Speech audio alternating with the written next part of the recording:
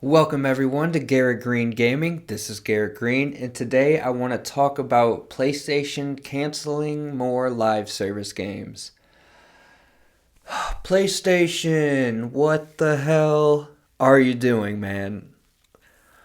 Oh my god. Okay, where do I even begin with this, man? Um, so I just made a video talking about how I am so excited for 2025 and gaming in 2025 and what's to come. And then before I could even release the video, news comes out that PlayStation is canceling more games. It's not the first time that they have done this, but here we go again with Ben Studio and Bluepoint Games both canceling live service projects. Sorry. Ben Studio was rumored to be working on a military shooter live service, and now we come to find out that Bluepoint was working on a God of War live service for some reason. What do you even say about that? I heard rumors that Bluepoint was working on a new IP, a new game, but I was thinking that was a single player game. Um, yeah, I don't know, man. I also talked about in my last video, although I was excited for 2025, I did say there were problems in the gaming industry, and I said the problems in the industry come from these heads of these corporations, the CEOs and the decision makers, the corporate suits, because they make decisions based off of the money signs. They're not gamers. They don't play games. They're just looking at the money, and they see live service. They think they could just snap a finger and push out a live service and print money. Well, they just don't get it, man. Gaming is an art, okay? And gamers want a certain thing. Live service games can work, and live service games can be good and even be creative and unique and have soul in them. But they're rare and they're hard to do, and most of the time they're just like kind of slop. They're just kind of garbage slop. Even the successful ones are just kind of bland and boring and soulless. So it's sad to see what's happening with PlayStation's live service effort here. And I was giving them the benefit of the doubt for the longest time, even after something like Concord, which was a complete disaster, wasted hundreds of millions of dollars. I was like, I understand. Like, there's gonna be mistakes and failures along the way, and that's just gonna happen. As long as for every one of those terrible flops, you also release, these amazing masterpieces that are amazing. You can get away with some of that, but it's just getting to be too much now, and worse than that, it's affecting the single player studios, which is the biggest problem of it. Now you have a huge list of games that have been canceled and studios affected. There was Naughty Dog and The Last of Us Online, the supposed factions game, that got canceled. Twisted Metal was another live service game being worked on, that got canceled.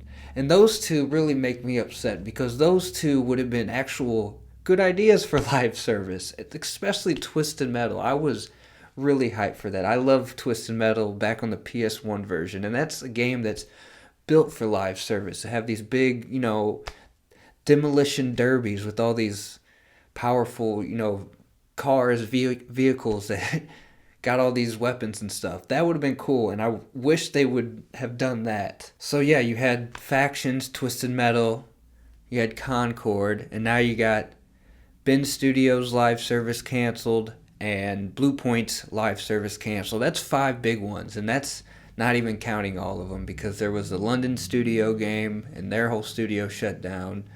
There was a couple others, but those are like five really big studios, five big games that just completely failed. And now we're getting a lot of these, and it's scary because there's still more question marks to come. If this was the end of it, you could be like, hey, they're finally seeing their mistake, they're shutting it down, and they're finally realizing that they can't just go full steam ahead with this live service. But we still have a few more games to worry about. You got Fair Games and Marathon. But even maybe more worrying is the Horizon multiplayer game that's rumored to come out. I actually think that has the best chance to succeed, but it's also a game made by a single player studio, one of PlayStation's best studios. So that's really scary. I hope that's not another failure, and I hope that doesn't hurt the future Horizon 3 game that will probably come out at some point in the future. I was one person who wasn't like fully against the live service just because I feel like you can create a good live service game that's fun. And I personally wanted to get more into some multiplayer games because I've always been more of a single player guy. So I was like, yeah, let's try some more multiplayers. And I thought Sony is and PlayStation specifically has the creative juices maybe to make that work. And they did have some successes. Helldivers is a big success. Gran Turismo has been a success for them for a long time, and MLB The Show. So they do have a formula to make it work and still have a fun and creative game. I figured if they did a little bit more of that, it wouldn't be a problem. But they just went full steam ahead with almost all of their studios trying to do this, and they did it maybe in the worst way possible. They tried to trend chase and chase the dollar signs instead of focusing on the soul of the game, focusing on what makes the game fun. This is where the problems within the gaming industry comes into play, because it's the corporate suits making decisions that don't have anything to do with the art. It's all about chasing growth and profits. And the irony is this is going to really hurt their profits. This is causing this huge loss of money and loss of probably employees, and studios have been shut down. There'll probably be more layoffs coming. I just pray that these cancellations don't harm like PlayStation's best studios and their single player studios, because this is just, it's a disaster. And even if you have the successes, and even if you're expecting only some of these live service games to be successful, well, then you're expecting some of them to fail. And then when they do fail, that is wasted money and wasted time on games that could have been made in their place. And we could have an extra game right now.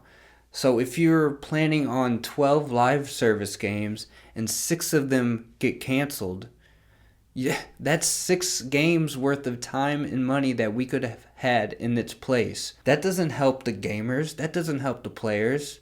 That is only helping the corporate suits. And it's just, every way around this is anti-gamer and anti-consumer. It's the problems within the gaming industry showing themselves, like I have said. And to me, even the live service games that don't fail and are successful, a lot of the times they're still not fun. They're just the same missions over and over again. They just change the little things here and there, and they make you grind and grind and grind. They're tedious. And I don't like that. I like the idea of having a fun multiplayer game, but I don't like the idea of just keep grinding the same thing over and over and over again. Unlike these single player games that are handcrafted pieces of art. It's just completely different. And the fact that we're sacrificing these handcrafted pieces of art for these tedious live service games that are going to fail more times than not, giving us less games and less artistic games, it can't happen. I was defending it for a while because I thought they were doing it in the right way, and I thought they were keeping the single player studios away from it from the most part. But now I'm nervous. I think the good news is they are finally learning the lessons. Maybe it's a little too late, and we're we're missing out on a possible Days Gone 2 or a Bloodborne remake for another canceled, failed live service. Um, Not all doom and gloom. I am still hyped for the games coming out this year, and I still think PlayStation and other studios are going to be releasing some amazing games coming soon. I just hope, you know, that they learn their lessons from these problems that are within the gaming industry. And I think it's we're going through a rough patch, but I like the long term for gaming in the next this year and within the next 10 years. I still think we're going to be okay. These studios got to learn these lessons, and these corporate suits got to realize that they don't know what the fuck they're talking about. They need to let the creatives do their thing. So that's all I got to say about that. Thanks for watching my video. I will have more coming soon. So thanks for watching. See you later.